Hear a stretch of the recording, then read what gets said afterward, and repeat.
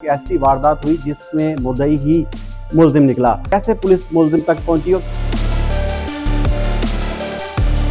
Police वहाँ पे पहुंची तो वो हाउस रॉबरी वाला क्राइम सीन नहीं था। क्राइम सीन बोलता है, क्राइम सीन से पता लगता है कि यहाँ पे क्या हुआ हो। बच्चे ने बता दिया कि ये अबू को पता है। शख्स ने खुद को फायर करके ये बताया कि घर में डाकू घुसे।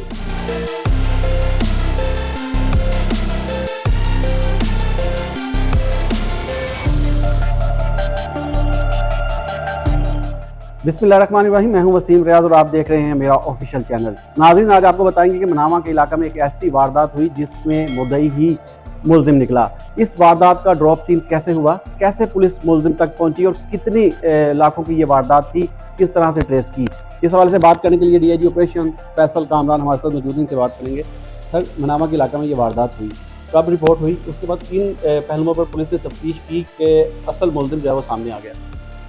14,80,000 रुपये खो जाने की कॉल चली कि हाउस रॉबरी हुई है। जब पुलिस वहाँ पे पहुंची तो वो हाउस रॉबरी वाला क्राइम सीन नहीं था। हमें ये शक हुआ कि शायद ये नकबजनी है, घर वाले गए हों और पीछे कोई इस तरह का इंसिडेंट हुआ।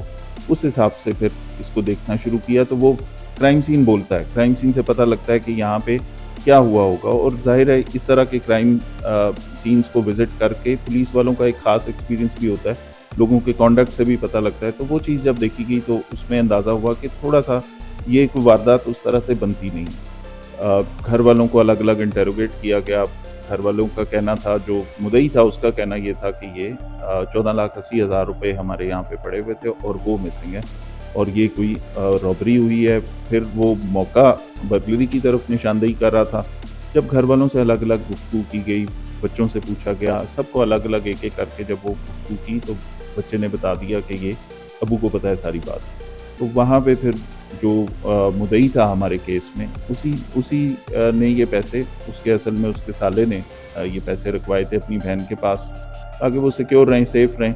ये लालची हो गया, इसने वो पैसे खुद हड़प करने के लिए इसने ये वारदात का पूरा ड्रामा रचाया। हमारे पास पर्चा भी दर्ज था। अब वो हालात जब सामने आ गए तो उसके मुताबिक केस को यकसूर करेंगे। इसी तरह के अक्सर इंसिडेंट्स होते हैं। कल भी एक इंसिडेंट इसी तरह हुआ जहाँ पे एक शख्स ने मेरे ऊपर प्रेशर बहुत ज़्यादा था और मैंने लोगों के पैसे वापस करने थे। ये ईद पे बकरों के जो व्यापार मैंने किया उसमें मुझे नुकसान हुआ, लोगों के पैसे वापस करने थे, तो इसलिए मैंने ये ड्रामा रचाया कि ये मेरे पैसे चले गए। तो इस तरह की अक्सर चीज़ें होती हैं, लेकिन क्राइम सीन को जब आप डिटेल से विज़िट करते हैं तो ये जब एसएचओ और ऑफिसर्स मौके पे जाते हैं तो बहुत सारी चीज़ें क्लियर हो जाती हैं और इस तरह के केसेस को हम फ़ौरन डिटेक्ट कर लेते हैं और उसमें असल हक़ाइक़ सामने आते हैं। अच्छा, ये भी बताइएगा सर, दोनों केसेस में कितनी अमाउंट थी? मनामा वाला में कितनी अमाउंट जो वो क्लेम की गई और जो मुस्तफा टाउन वाला केस है उसमें कितनी अमाउंट बताई? मुस्तफा टाउन वाले में 40 लाख रुपए उसने बताए थे। ज़ाहिर है 4 मिलियन बड़ी रकम है तो फौरी तौर पे सारे सीनियर ऑफिसर्स भी गए थे वहाँ मौके पे और वो भी मौके को देख के हालात और कॉन्डक्ट सबसे ज़्यादा जो है मुद्दई का वो मशकूक लग रहा था, तो वो भी इसी तरह ट्रेस हुई।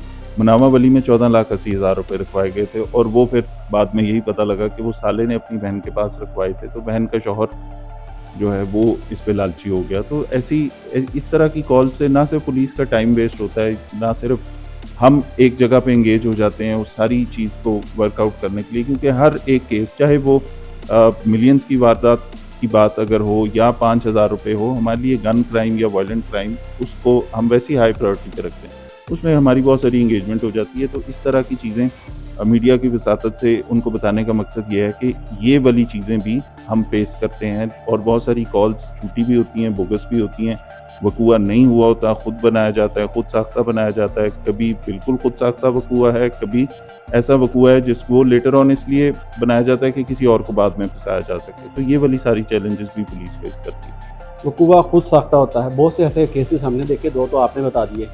अब जो इसमें कंप्लेनेंट हैं जिसने ये गलत कॉल की, उसके खिलाफ भी कोई पुलिस कार्रवाई करेगी? बिल्कुल उसके खिलाफ कार्रवाई होती है। उस पर जो कल वाला था मुस्तफा टाउन वाला 40 लाख वाला, उसमें उसी मुद्दई के ऊपर जब उसने ये रिपोर्ट किया और वो सारी चीज़ें निकली तो उसके ऊपर 29D का पर्चा दिया। अब ये वाला जो है इसमें क्योंकि हम पर्चा बर्गलरी का पहले दे चुके थे तो इसके अंदर अमेंड हो जाएंगी सेक्शन और उसी को वो जो मुद्दई है वही मुल्ज़िम बन जाएगा। बहुत शुक्रिया डीआईजी ऑपरेशन तफसीला में बता रहे थे कि दो ऐसे वाक़यात जिनका ड्रॉप सीन हुआ, एक थाना मुस्तफा टाउन में और दूसरा मनामा के इलाका में पेश आया, जिसमें दोनों ही मुकदमा के मुद्दई हैं वो मुल्ज़िमान निकले। इन्होंने लालच में आकर जो है वो पैसे हथियाने के लिए झूठी कॉल 15 पर की। अब इनके खिलाफ जो है वो कानूनी कार्रवाई अमल में लाई जा रही है।